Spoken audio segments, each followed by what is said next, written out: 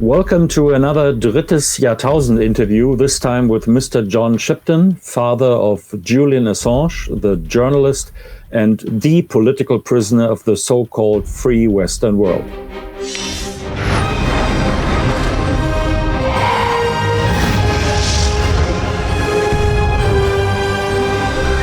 Yeah, Mr. Shipton, could you give us a short summary of the situation in Great Britain right now? What has happened? What is going to happen now? The judge, Vanessa Baraitser, ruled against the extradition on health grounds and said that Julian, it's no good. Julian would more than likely die in jail in the United States, either from his own hand or from the oppressive circumstances. Thereafter, Julian's lawyers applied for bail, and the bail was refused, even though Julian's circumstances are in what is called the Guantanamo of Britain, a maximum security jail that is rife with COVID-19, and as a consequence of that, in lockdown with prisoners in their cells for 23 hours a day. So having ruled that the circumstances of extradition would be dire, then the judge ruled that against bail, even though the circumstances of Julian's current holding in jail are dire. Mm-hmm. Can you communicate with your son? We can make, I'm in New York at the moment, so overseas telephone calls are difficult. However, when we're in the UK, Julian can ring for 10 minutes, and after that, the phone is cut off. So he regularly speaks with his fiancée, Stella Morris, and their two children. And I read in a piece from Stella Morris in a Swiss newspaper that they let her wait. They have 2 hours or so. They let her wait for 1 hour, and then they just have 1 hour to talk. Is this giving him the runaround and treating him badly going on all the time? Is that... Yes, all of the circumstances of Julian's incarceration, they abridge the human rights legislation from the Council of Europe, which is embraced in the national legislation of England.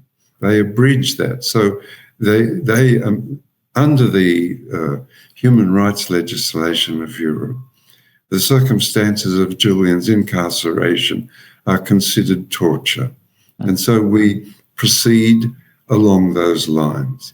We have the testimony of Nils Melzer, the rapporteur on torture, and the testimony of two expert witnesses, and the testimonies in the court case in September, in the hearing in September. So we proceed along those lines, that it is torturous for Julian to be continued. It's torturous for Julian's continued incarceration in Belmarsh maximum security prison, 23 hours a day in a cell, in a jail rife with COVID-19. Vanessa Baraitser, I think she's called, endorsed all allegations. Her only point not to extradite was the health of Julian Assange and what he would have to endure in an American prison. What do you think is the reasoning behind this strange decision? What are the options that offer that for the British court? Well, it's curious that the court, in what we consider to be a show trial, continues to support the allegations of the United States Department of Justice in its prosecution of Julian. There is a history in the extradition courts of not extraditing to the United States of people who would be endangered in the United States. So there is Laurie Love, whose extradition was refused on circumstances of health, similar circumstances to Julian, and Gary McKinnon, again, an extradition that was refused under the circumstances of health. So it seems that that is the only avenue that the extradition court, the Westminster court, finds palatable to refuse an extradition under. What do you think? Is that to solve the point for the USA if they say he gets into another prison, not one of these maximum security prisons where he would just be in solitary confinement and have 1 hour or 30 minutes a day to move into a space where he can walk around, but with no other people and so on? If that is changed, do you think this is the way to put the extradition forward for Great Britain, that they say this has been solved? Yes, they'll no doubt offer a soft bed for Julian in the United States in order to achieve the extradition. This was done in the ECHR, the European Court of Human Rights. The European Court of Human Rights sought guarantees that the prisoner concerned, if extradited to the United States, would not be held in a maximum security, or supermax as they call it. But the United States said yes. However, when the prisoner was extradited to the United States, the agreement was disavowed and the prisoner went into a supermax under SAM's special administrative measures. How is Julian right now? What is his psychological situation and his physical condition? He's in deleterious health after 10 years, as you would expect, and as the testimony of the doctors wrote in Nils Melzer's report. However, Julian's psychology is buoyed, is improved by the decision not to extradite. Do you think, or do you consider it possible that the new US administration will drop the persecution and set your son free? Yes, well, it's the promise of the Biden administration is that it will revitalize diplomatic arrangements with other states. The entirety of Europe doesn't want this extradition to go ahead. In particular, Germany finds it abhorrent, and Germany is the most powerful nation in Europe. So this is of heft, of strength to insist that the United States negotiates with its partners in Europe to ensure that this extradition doesn't go ahead. So, also, it will achieve a circumstance where people can again have some sort of faith in the United States that it will obey and agree to diplomatic negotiations, either state to state, bilateral or multilateral through the United Nations. Mm-hmm. What are the legal steps that lie ahead now? When is a High Court decision expected? And is that the legal part then over? No, each court case, as we have all seen, exposes more and more of the falsity and scandal and criminality which surrounds Julian over the last 10 years. In particular, the ongoing investigation in Spain of the AG Global spying on Julian and the stealing of Julian's court papers and computers and phones by the CIA. So that's an ongoing revelation. Any further court case will just expose more and more scandal. So I presume that the United States will think better of this, that not wanting their reputation to be further sullied and tainted with exposure in a court case. Mm-hmm. So I am told that the High Court may have the hearing in May this year. That's what I'm told. That the High Court calendar is open enough to have the hearing by May. Yeah, we had the interview with the Armenian president, Ilham Aliyev, in the BBC, which was extremely interesting. We'll put a link to that, where he referred to, as your son, as an example, how dare you to tell us something about free speech? What is he in prison for? We have the Mexican president, Andrés Manuel López Obrador, who offered asylum to your son, which was immediately taken as a reason why they could not send him out of bail, because there would be people giving him asylum, embassy asylum once again. And it seems in a way that the case of your son is a wrecking ball. You mentioned that for the credibility of the Western democracies. Like Sakharov was for the Soviet Union or Václav Havel was for the Czech regime. So is support for this case increasing right now? I mean, support for you, for your side? Yes, the support in Europe is extraordinary. You know, the Council of Europe have made a declaration. The Parliamentary Assembly of Europe have made a supporting declaration. The chairman of the Human Rights Committee, the Council of Europe, has made a supporting declaration. The chair of the Bundestag Human Rights Committee has made a supporting declaration. The Swiss Federation has made a supporting declaration. The Spanish government stands willing, if Julian's freed, to consider asylum. So, as you can see, right across Europe, the support is very strong. With statements like that you mentioned in the interview with the president of what's his name, Ilman Karam, Armenian President Aliyev. Yeah. Yes, Karamov.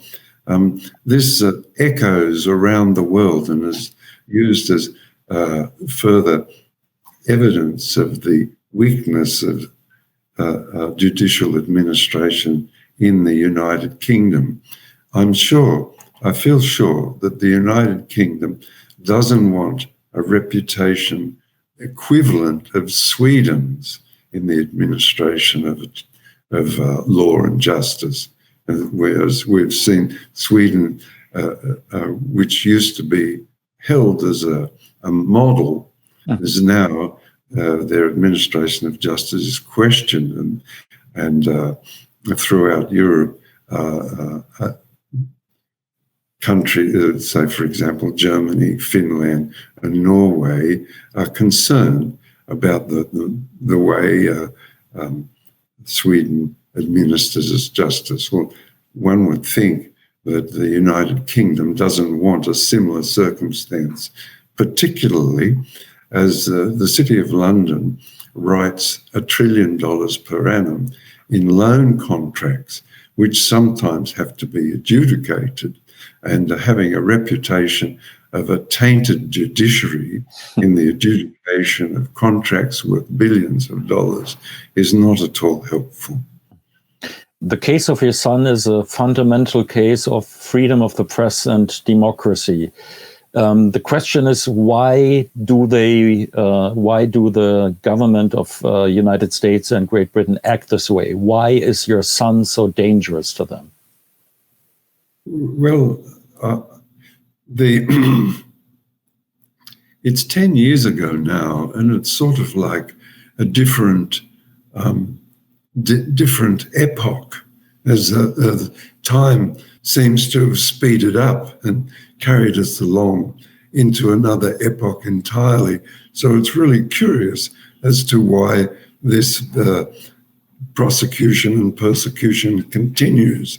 However, Julian is seen as the source of the exposure of war crimes, and with the cables, the intelligent analysis and exposure of the behavior of diplomats from the United States and citizens in governments around the world.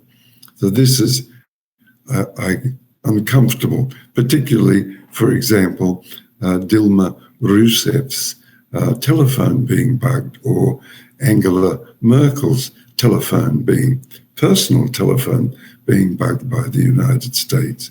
It's very uncomfortable revelations.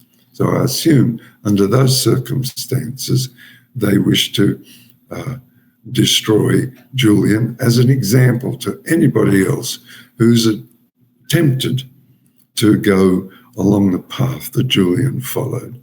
You may see here yesterday a online social network service, Parler, was completely destroyed. Parler was censorship-free. So I assume that impetus to control information has become a prime concern of the administration in the United States, and the facilitation of that by huge tech companies seems to be successful. Yeah. We from the Drittes Jahrtausend, Third Millennium, were recently asked to be among the first to sign a letter to get Amnesty International going. They have by far not done enough for your son. They have been all over for political prisoners all over the world speaking up, but not in the case of your son. Or do you think they have done enough? That's more a rhetorical question, of course. Yeah. No, that's fine. It is a rhetorical question, but Amnesty International Australia have been helpful, and that has, like throwing a stone in the water, moved across the world and stimulated other branches of Amnesty International to do something. They have not done enough, and it's really simple for them to declare Julian a prisoner of conscience, which he is, a political prisoner, a prisoner of conscience. And moving them to that circumstance, I believe there's a lot of energy in the United Kingdom to do that now. Do you have any idea why they have been so reluctant over the years? They are just starting now, yeah? I mean, even the German Journalists Union said they first will have to look at Sweden regarding rape and all this kind of show trial allegations that were put forward. Why is there so much reluctance on the Western watchdog side? Well, I don't know. Human Rights Watch and Amnesty International sort of is a bit like the International Criminal Court. You know, it doesn't focus on anybody in the West. The International Criminal Court seems to have the reputation of prosecuting Africans only. So these Western institutions of justice seems to have weakened. Now, in 1945, after 1945, the great movement of peoples throughout the world in an epoch-making magnificence constructed the United Nations, also inserting into the United Nations the Universal Declaration of Human Rights. Shortly after, in 1958, came the Conventions of Asylum, ratified in 1973. And then after that came the Council of Europe and the European Court of Human Rights. All of these magnificent constructions have been progressively pulled apart over the last 20 years. This is really a distressing scandal, and rebuilding, for example, the High Commissioner for Human Rights, High Commission for Human Rights in Geneva, the United Nations Human Rights High Commission in Geneva. Rebuilding that is very, very important.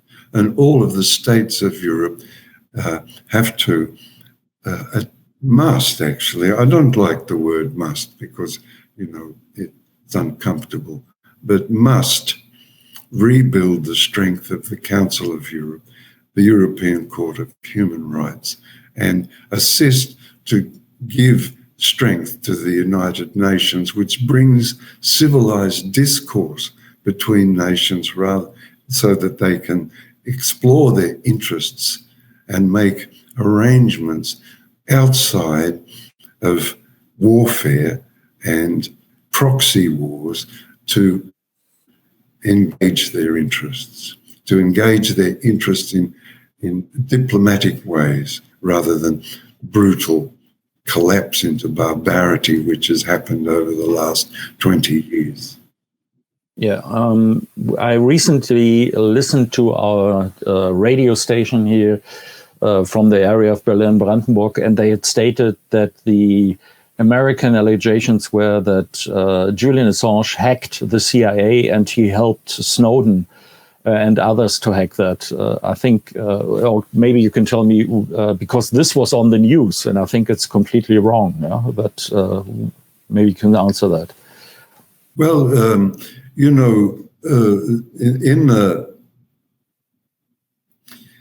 the institutional discomfort that Edward Snowden caused, and the institutional discomfort that Julian caused, rather than reform themselves, rather than change their outlook, and rather than give some privacy to ordinary people in the United States, they think it's their integrity is going to be repaired by persecuting Edward Snowden and Julian. Well, it's not the case.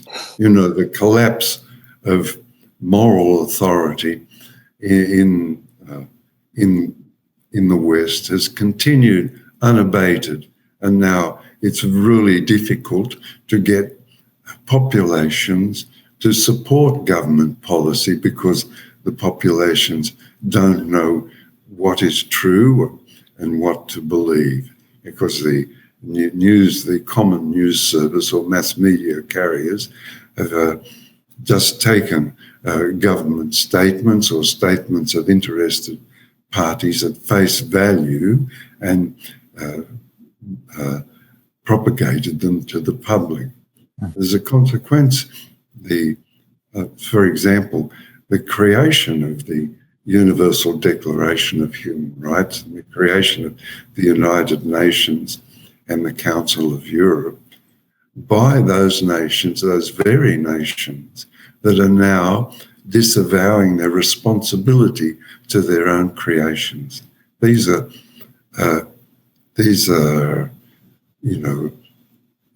epoch-making difficulties for the West. And hearteningly, optimistically, and positively, Germany seems to be leading, in the case of Julian and others, leading the moral re-evaluation and re-energizing of those particular human rights instruments. It's very heartening. Yeah, I think from the legal point and from the political theory point, there's no other way than to say that the case of Julian Assange is proof if people want a democracy or not, if the governments want a democracy or not, because what he did was to improve the situation of controlling the governments by the media. And that's obviously also what they don't want. But to get to a lighter side, what would be the first thing that you are going to do when you hear your son is free, which we all hope for? Well,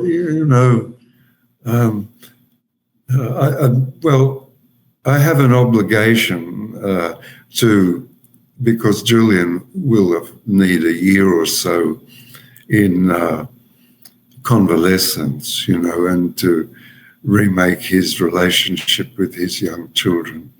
My obligation will be to go around to Berlin, for example, and Paris, and in Melbourne, and thank all of those who have spent their energies and intelligence, and thank those people. That will be my obligation, to thank them on Julian's behalf.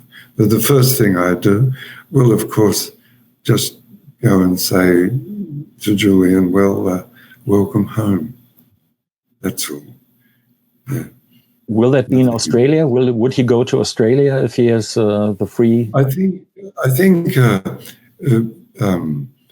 the opportunity to return to Australia may be slightly constrained by the government so far not saying, the Australian government not saying that they won't allow Julian to be re-extradited to the United States. Mm-hmm. So far, they haven't said that they won't allow the extradition. So the travel to Australia will be constrained. Maybe it will be, Geneva have offered a humanitarian visa, and there's some energy in Germany to offer asylum. So maybe Julian will be staying in Europe. Thank you, Mr. Shipton, for the interview. And as we have this story and every issue that we have a short part on what's going on with your son. And we hope to see you for the big party at the Brandenburg Gate, a symbol of freedom when Julian is free. Thank you and goodbye. Thank you. Bye, Dirk. Bye, Robert.